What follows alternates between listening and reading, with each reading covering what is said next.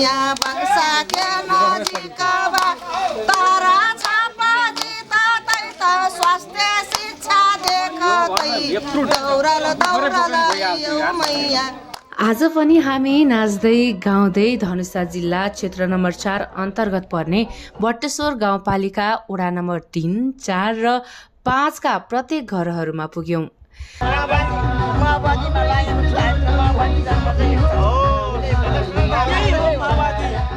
तीनवटा वडाहरू खुट्टाले हिँडेर सकाउनु हाम्रा लागि सानो कुरा थिएन, तर पनि हामी प्रत्येक घरमा गयौं र भोट माग्यौं।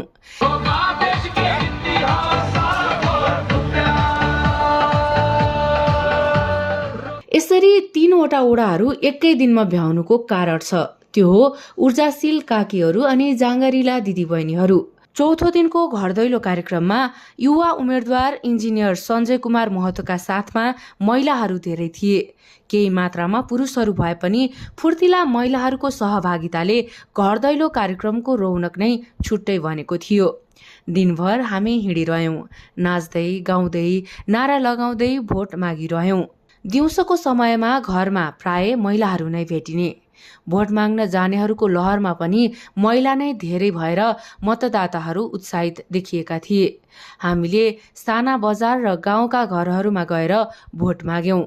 मधेसी र पहाडी समुदाय मिलेर बसेको यस ठाउँका केही बस्ती अति नै व्यवस्थित थिए भने दलित बस्तीहरूमा सरसफाइदेखि भौतिक विकास हुनै बाँकी थियो। मधेसमा घर अगाडि गोठ बनाउने चलन छ, जसले गर्दा बाटोबाट घर हेर्दा फोहोर त देखिने नै भयो। तर मिश्रित बस्ती भएका ठाउँहरूमा भने घरको छेउ या घर पछाडि गोठ बनाउने चलन बढ्दै गएको देखियो। सरसफाइको हिसाबले पनि जनचेतना बढ्दै गएको, तर सबैमा चेतना नपुगिसकेको अनुभव यो घर दैलो कार्यक्रममा भयो।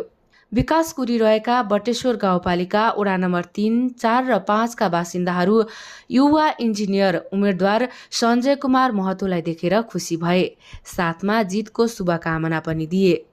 युवा उम्मेद्वार सञ्जय पनि बट्टेश्वरकै बासिन्दा। आफ्नै गाउँपालिकाबाट प्रतिनिधि सभा सदस्यका लागि उम्मेद्वार पठाउँदा मतदाताहरू हर्षित देखिन्थे। यही पालिकाको वडा नम्बर 3 मा सञ्जयका एक प्रतिस्पर्धी राजकिशोर महतोको पनि घर छ। सञ्जयको नातामा मामा घर पर्ने राजकिशोरको घरमा पनि उनी गए र भोट मागे। बाहिरै सुतिरहेका रहेछन् राजकिशोरका बुबा। अरू परिवारका सदस्यहरू भने घरबाट बाहिर निस्केनन्। राजकिशोरका बुबाले उम्मेद्वार बनेकोमा सञ्जयलाई बधाई दिए, तर शुभकामना भने आफ्नै छोराका लागि साँचेर राखे। मधेसमा चुनावी प्रचारसँगै होली पनि चलिरहेको छ। हामीलाई घरमै बोलाएर मतदाताहरूले अबिर लगाइदिए। सञ्जयसँगै गएका केही नेताहरूलाई गम्छा र फूलका माला लगाउँदै बधाई तथा शुभकामना दिए। हाम्रो यात्रा जारी छ। भोलि पनि हामी तपाईको घर दैलोमा आउनेछौँ। कतै भोलि पो हाम्रो भेट हुन्छ कि?